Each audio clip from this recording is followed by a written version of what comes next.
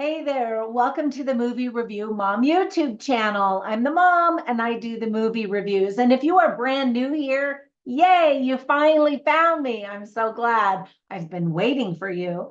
And if you're a returning subscriber, yay, thank you so much for coming back. I truly appreciate your support. Anytime you like, subscribe, or even comment down below, it spreads magical YouTube fairy dust all over my channel and helps it to grow so more people can find my reviews. My goal is to give viewers the heads up on filmmaking quality and content so that you can decide whether or not you want to spend time or money or both watching a particular film. So the name of the movie I'm reviewing today is called Art of Deception. This action mystery thriller is now available on Amazon Prime and Tubi. Another film critic friend of mine asked me to review this movie, so I'm excited to tell you about it. First of all, it's rated R and it's an hour and 35 minutes.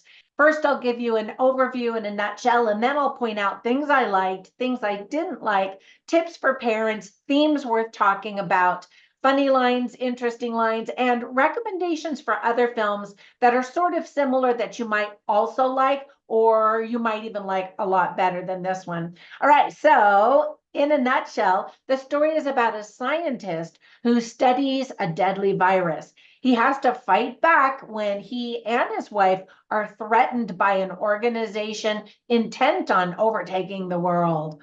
The indie film was directed by Richard Ryan, who also produced it with Jackie Nova, and the two of them are the stars of the film. Writing credits also go to Richard Ryan as well as Michael Marcelin. I'm always excited to see new directors and actors to see what they can bring to the table and hear new perspectives on issues. All right, so here's the list of things that I liked about this movie. First of all, the cast includes the director, as I mentioned, Richard Ryan, Ann Sue Lawson, Keenan Johnston, Mark Silverstone, Landell Goolsby, Zach Titus, and the producer, as I mentioned, Jackie Nova. Now, you may not be familiar with any of those actors. I don't think I had ever seen any of them in anything before. Jackie Nova is fun to watch as the fierce fighting wife, and she kicks some butt. She really is one of the big fighters in the film. Already, the film has won Best Original Score from 3 international film festivals. So kudos to the team on that. Despite the low budget, some of the scenes look very good, others not so much. It looked like they definitely had fun filming the action sequences and the dream sequence. Fun plot twist. The fight sequences were choreographed by Daniel Ju. I'm glad we didn't have to watch all of the gruesome torture in this movie.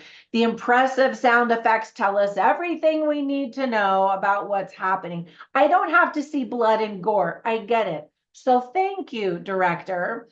While there is a lot of growth to be had for everyone involved in this film, they definitely look like they were having fun making a film. And they've done something I've never done, which is produced a feature film. So again, congratulations to the team. And I'm sure that they're going to learn from their mistakes and bring something even better next time. Now, onto the list of things that I didn't like or just thought could have been done better or differently. For example, as soon as I heard the accent of the actor playing the CIA director, played by Jesse Jansen, I assumed the plot twist would involve a double cross from an international spy. No, that actually didn't happen. Not that that's a big spoiler, but it made me wonder about the casting choice for that character. There's a scene where he, as this director in the CIA, is giving an official government statement for the media while wearing what looked like a black dress shirt that he might wear to a nightclub. So there were a few details missing. He should have been in full suit and tie or, just to look more governmental and more official. And there were some other little details that I definitely caught. For example, there's a scene where somebody is going to shoot somebody in a kitchen in a house, but then as the gun nears, all of a sudden, we're kind of like in a warehouse. Like, I'm not sure what happened there, if they just chose to film the second half of that scene in this warehouse because there would be blood splatters. I don't know, but I'm like, wait, what happened with the location there? Some of the dialogue is really bad. Some scenes simply last way too long, while other scenes show cuts that are way too fast, where you're like, whoa, whoa, whoa. And then there are some scenes with shaky cam, and I hate shaky cam. And I don't know if that was for the effect. Luckily, it didn't last for the whole film. Otherwise, I don't know that I could have lasted the whole film. So if you start getting tired or bored during acts 1 and 2, because it moves kind of slowly, hang in there until act 3 when it definitely picks up steam. There's a lot more action, and then we find out what's happening between all of these characters. Now, we're supposed to believe that the world's most powerful microchip is being created in a high-tech CIA building. We see our protagonist holding a microchip with tweezers while blowing it with something that looks like just a blow dryer in a building that really looks like an old middle school. And I'm like, okay, I know it's low budget, but some of the audio doesn't quite match up with the video, especially in Act 1, which can be extremely distracting.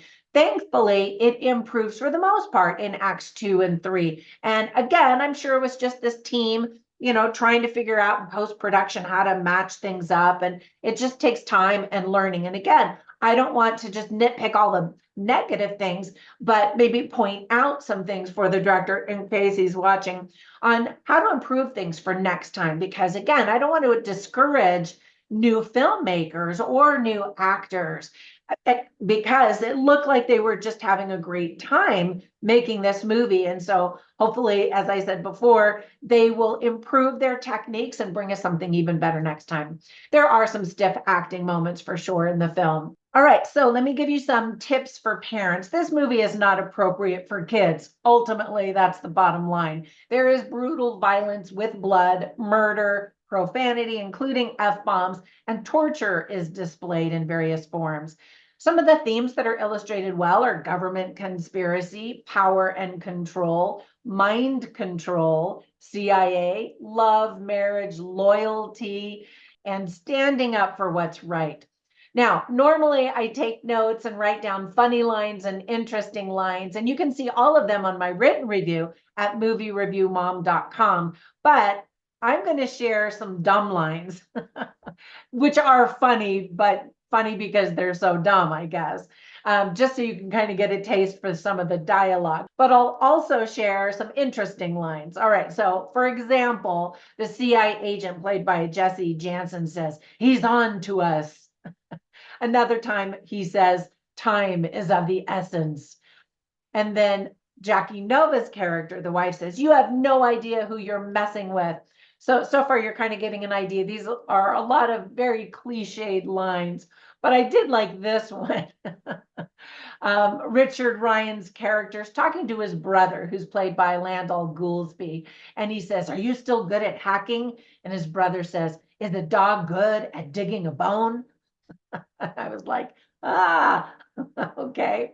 But here are some interesting lines. So again, Jesse Jansen's character is having a conversation with this other guy.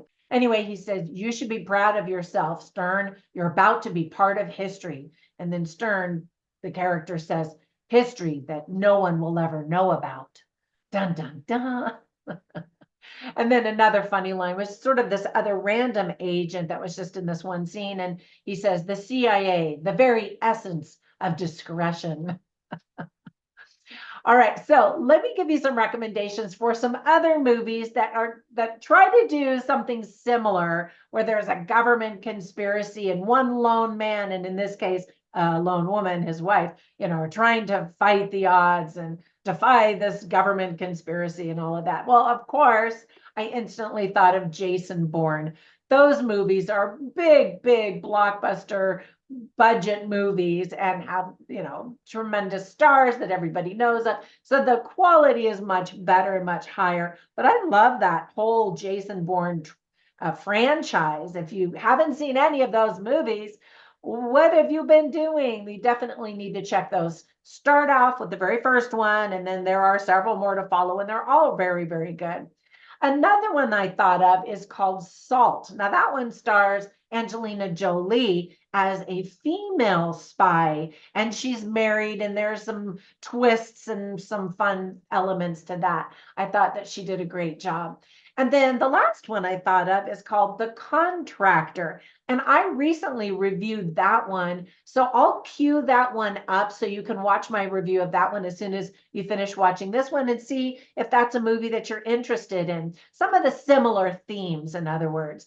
All right, that's it. Thank you for spending some time with me. When you get a minute, run over to Instagram where you can follow me as Movie Review Mom, but you can also follow me as Trina Boice, which is my name. And you can learn about my books, especially when they're available for free, which is almost every weekend. I've got one of my books featured for free on Amazon. You can also learn about my online courses, my products, and my other silly shenanigans. Have a fantastic day, and I will catch you in the next one. Bye for now.